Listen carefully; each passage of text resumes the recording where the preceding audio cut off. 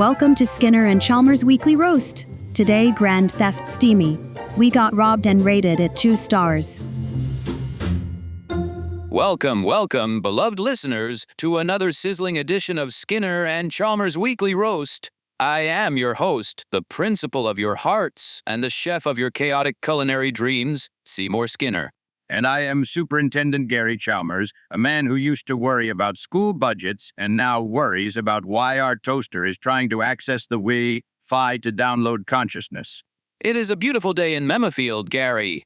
The sun is shining, the birds are singing, or rather, Dobwa is singing a very off-key rendition of Bohemian Rhapsody, and the smell of freshly tapped yip, whoop whoop wine is wafting from the cellar.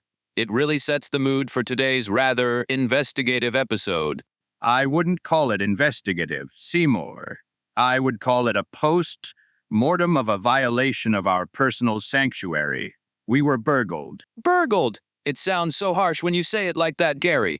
I prefer to think of it as an involuntary donation of goods to a very specific demographic of thief. But yes, listeners, if you are wondering why the echo in the recording studio sounds slightly different today, it is because we are currently sitting amidst a crime scene. Or, well, what was a crime scene last week? It happened last Tuesday. We were out attending Van Gogh's re-election rally, which I might add was mostly them eating the ballots to ensure no one else could get votes. Also, why are they doing that campaign now? It's still 2 or 3 years before a new mayor will be elected. But, well, anyways, when we returned, the house felt, let's say, different. I immediately noticed it too. The feng shui was vastly improved. The draft coming from the living room window really opened up the chakras of the hallway. That draft was coming from a hole in the glass. See more! A perfectly circular hole cut with what I can only assume was a diamond-tipped laser or a very committed woodpecker. We walked in, and the silence was deafening. Usually, the Roombas are humming, or the golems are clanking about. Ah, yes, the golems. Cogsworth informed me later that the burglary occurred during their mandatory unionized nap time. Apparently, the thieves respected the "Do Not Disturb" sign on the golem quarters. That shows a level of professional courtesy I haven't seen since Master Chief politely asked to borrow a cup of sugar before blowing up a Covenant dropship in the backyard. It wasn't courtesy, Seymour, it was negligence. We have 20 Roombas, 4 alligators, a volcano, and a pet skeleton in this house. Besides all the other pets we have, I can't even count it anymore. And yet, someone managed to sneak in. Well, Gizmo and Mr. Jellybeans were out terrorizing Sonic's hedges, as per their Tuesday schedule, and Krakatoa was dormant. But let's get to the meat of the matter, Gary. The inventory. The sheer baffling inventory of what was taken. It makes absolutely no sense. We have a safe behind the painting of the original steamed hams meme. We have a digital wallet on a hard drive containing a small fortune in Steam coins and Memi coins. We have expensive silverware given to us by FBI Special Agent Francis York Morgan. And did they touch any of that? No. They had taste, Gary. They were connoisseurs of the eclectic. Listeners, you won't believe the tragedy. They took Steamy. My trusty sidekick, Steamy. She knows all matters of steam and has a PhD from the University of Steam in Steamville. Can you believe it, they took her? Seymour, Steamy is a conscious plastic action figure replica from you. A custom-made 3-inch tall action figure of you holding a tray of hamburgers. That is what they prioritized. Steamy was a symbol. She was a beacon of hospitality in miniature form. I noticed she was gone immediately. She usually sits on the mantel, watching over the living room with her painted-on smile and her little plastic thumb up. The empty spot where she stood, it haunts me, Gary. It haunts me more than that time we thought the banshee was nesting in the chimney. And they took my rock, my beautiful, polished slab of labradorite, the one with the spectral shift that looked exactly like a storm front moving over a jagged coastline. It was the crown jewel of the sedimentary wing of my collection. To be fair, Gary, to the untrained eye, it looked like a very shiny paperweight. It was a mineral, Seymour! A mineral of high value! And they ignored the gold watch sitting right next to it. They reached past a solid gold watch to grab a rock. Who does that? Geologist's gone rogue. Perhaps a rival superintendent looking to bolster his collection. But the third item, Gary. The third item is what truly cements this as a crime of passion. The doll. One of your stupid living dolls. Yes! Little Abigail! The porcelain doll we found at the Memfield night market that whispers ancient nursery rhymes in Aramaic when the moon is full. She's gone!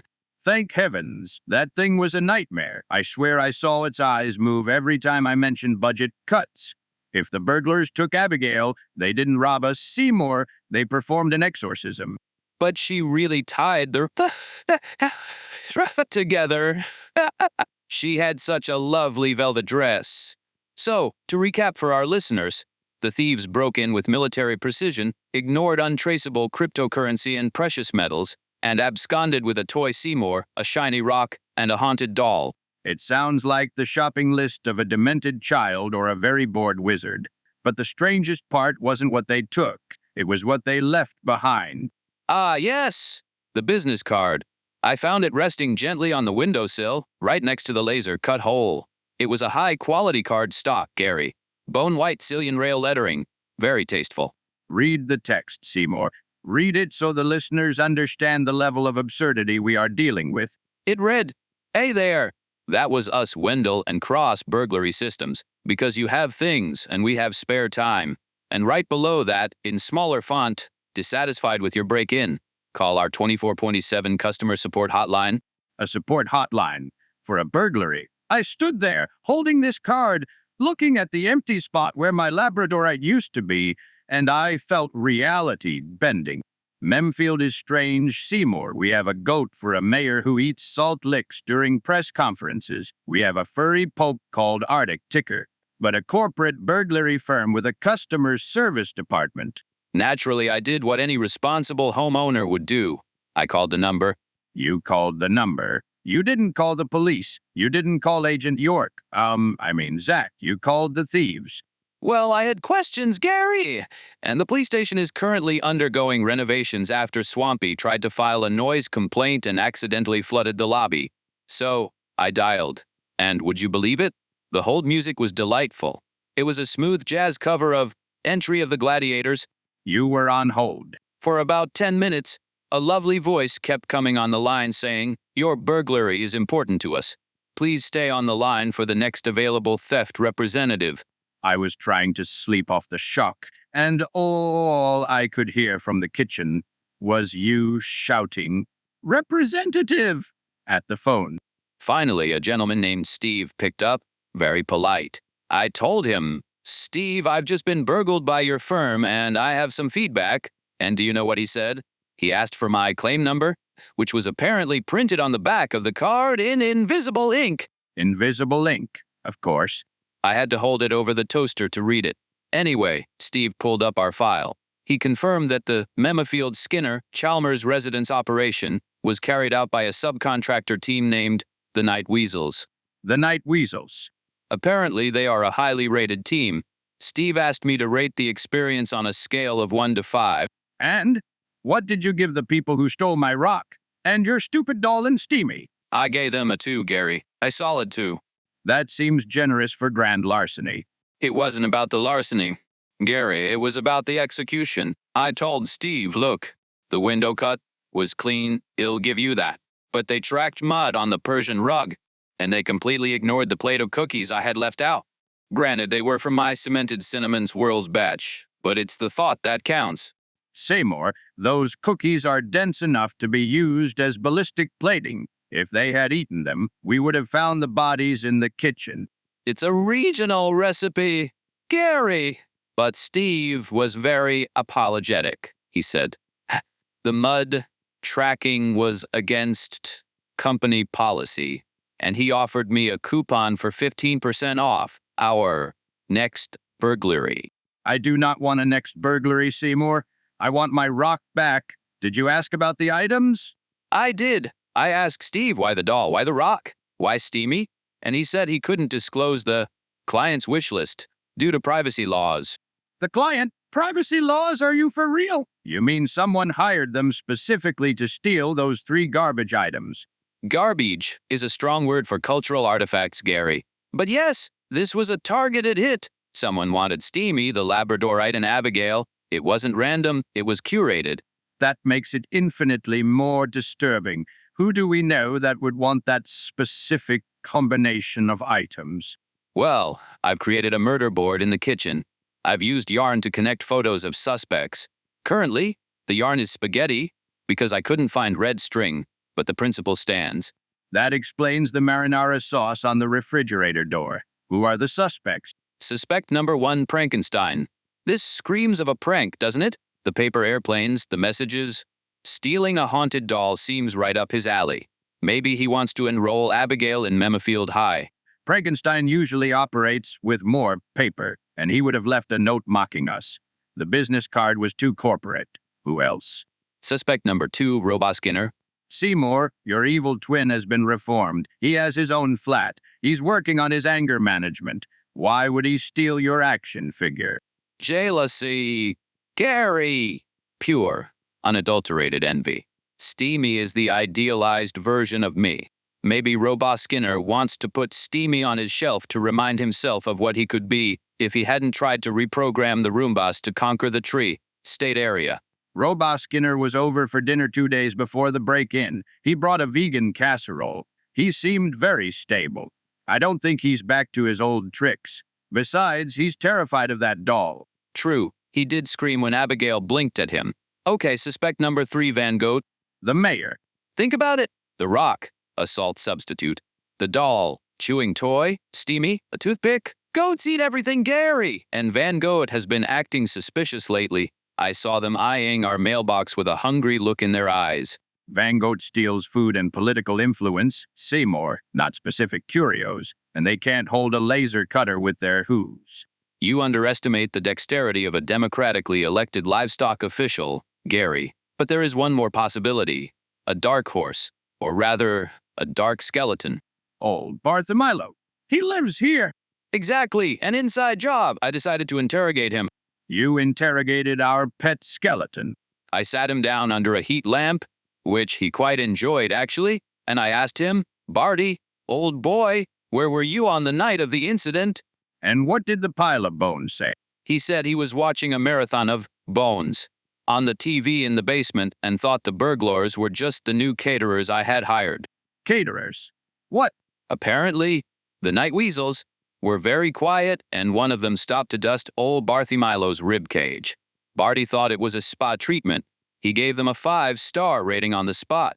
So our watchdog skeleton was getting a message from the burglars while they stole my geology collection. It seems so. But Gary, we must look at the silver lining. The Wendell and Cross support line sent us a follow-up email.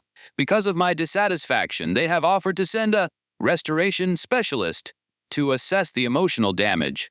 I don't want a specialist, Seymour. I want to know who the client is, who wants a haunted doll, a rock, and a Skinner toy. It feels specific. It feels like someone building a very strange shrine. Maybe it's a fan, a listener of the roast. That is a terrifying thought. One of you, dear listeners, breaking into our home to steal keepsakes. I hope not, though I wouldn't put it past Kifulu. Bites to want the doll for some eldritch ritual. Or maybe it was ArticTiger trying to get more data for the AI, physical data, scanning Steamy into the mainframe to create a holographic army of Skinners. God help us all. An army of you. One is plenty, Seymour. One is a delightful sufficiency. You flatter me, Gary. But let's pause the investigation for a moment. I simply must tell you about the meal I prepared to comfort us in these trying times. Since the kitchen was technically a crime scene, I had to improvise. Oh no. I call it burgled bisque. Seymour, bisque is a soup. What you served me this morning was a solid block of frozen gravy with a candle stuck in it. It was deconstructed, and the candle represented the light of justice that will eventually shine upon this case. I thought the wax added a nice texture. It tasted like Crayola and despair. And you told me it was a Memfield delicacy. It is. In the Upper West Side of Memetopia, candle cuisine is all the rage. Echo told me. Echo is a holographic entity, Seymour. She doesn't eat. She downloads flavor packets. Details, Gary, details. But speaking of details, I did find one other clue. A clue that I didn't mention to the police or Steve from customer support. You held back evidence. I found a feather. A single neon blue feather near the empty spot where Abigail the doll sat. Neon blue. We don't have any birds that color. Dauber is red and green. Exactly. It wasn't a bird feather. It looked synthetic, almost plush. Plush. Like a stuffed animal? Or a mascot suit. Or, and hear me out, a piece of Sonic's fur. Sonic is blue, but he has quills, not feathers, and he's a hedgehog, unless it wasn't Sonic. Unless it was something from another dimension. Remember when you went to the Unlimited Steam universe? There were all sorts of odd creatures there. Don't remind me. I still have nightmares about the steam-powered giraffes. But if it's a blue feather, could it be related to the inflatable swan? Mary Baron von Floats-a-lot. Mary is white, and she's made of vinyl, though she has been very philosophical lately. Yesterday I found her floating in the pool, staring at the sky. I asked her, Mary, did you see anything? And she just sighed and said, existence is a burglary of the void. Say more. That inflatable toy is too smart for its own good. But if she didn't do it and the feather is blue, wait, Seymour. The feather. Was it stiff? Rigid? Like a quill, but feathery. That's not a feather. That's a fletching from an arrow. Or a dart. A dart. You mean? A tranquilizer dart fletching. Someone shot something in our living room. But there were no bodies, unless... Oh my goodness. Gary, do you think Abigail put up a fight? You're stupid, living doll.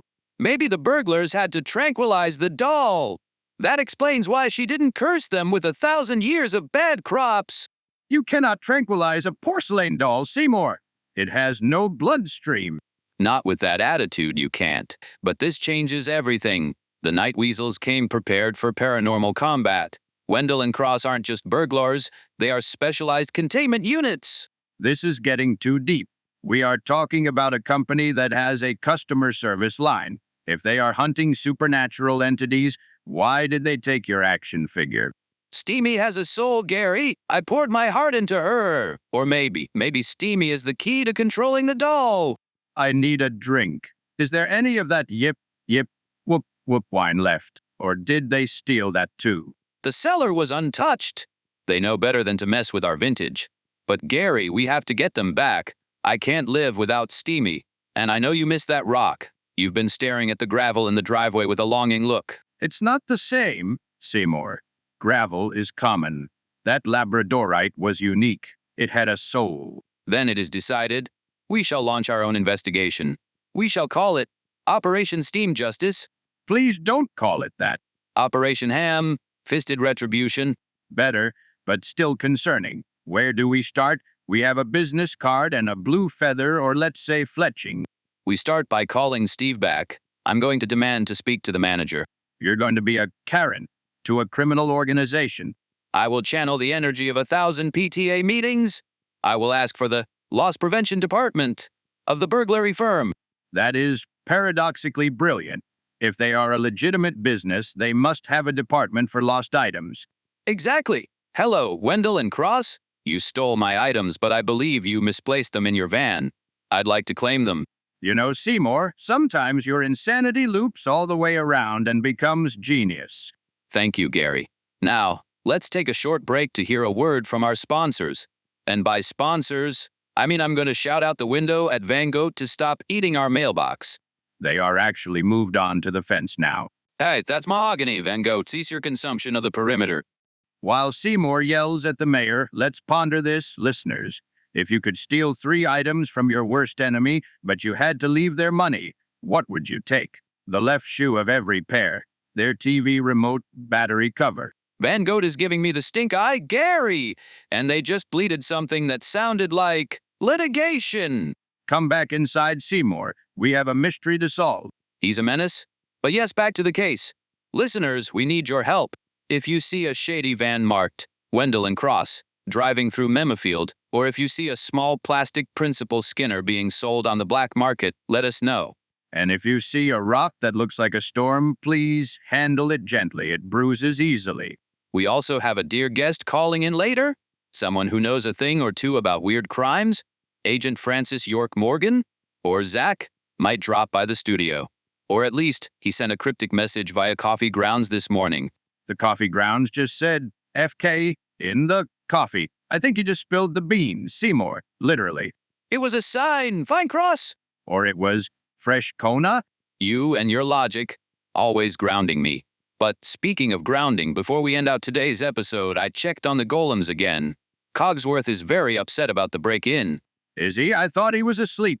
He feels his professional pride has been wounded. He's currently outside reinforcing the garden gnomes with titanium plating.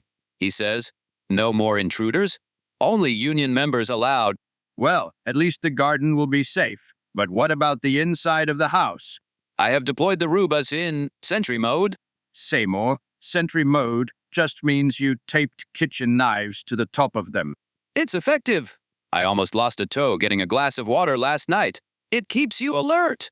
It keeps me in fear for my life in my own home. Can we please remove the knives? But then... he was an imposter. But then how will they defend us against the night weasels if they return for the toaster? If they want the toaster, let them have it.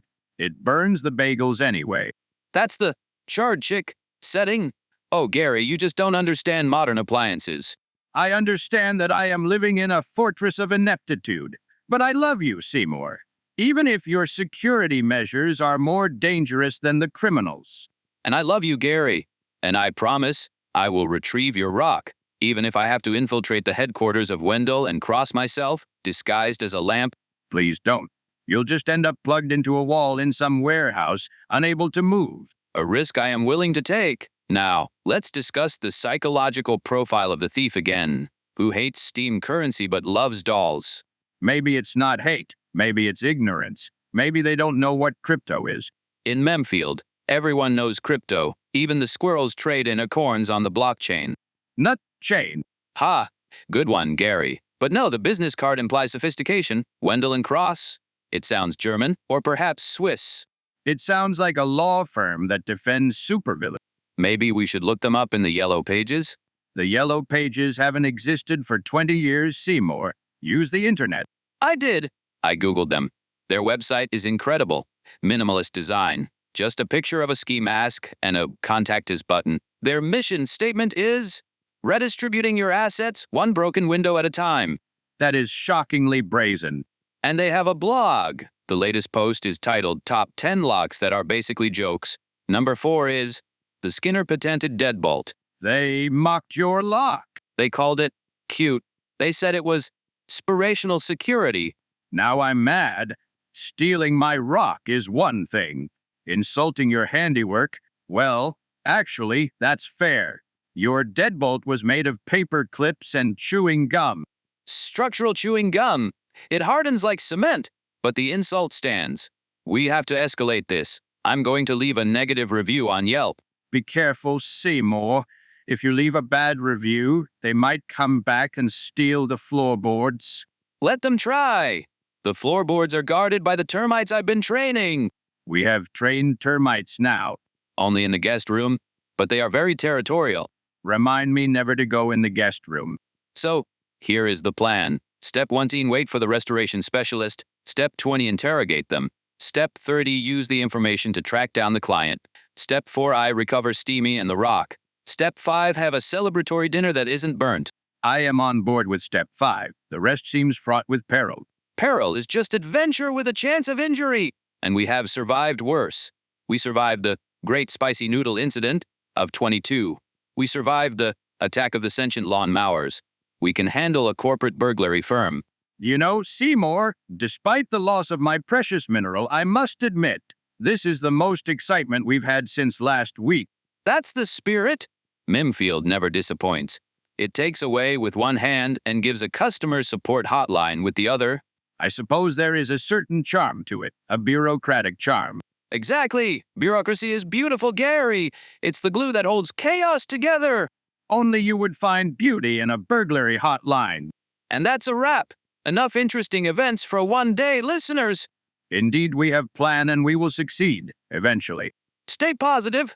And if you listeners have any information, please tell us in the comments or on the Discord. We would be happy about it. Until then. Bye, folks.